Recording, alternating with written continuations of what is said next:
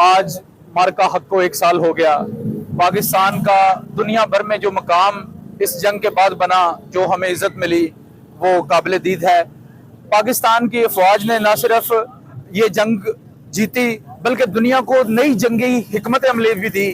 اس میں آپ نے دیکھا کہ چند منٹوں میں جو ہے وہ بیشتر طیارے گرائے، اور ان طیاروں کو گرانے میں جو حکمت عملی دی وہ دنیا کی نئی جو وار سٹریٹجی ہے وہ ہوگی، اور آئندہ جو جنگیں ہیں وہ اس سٹریٹجی کے مطابق بھی لڑی جا سکیں گی.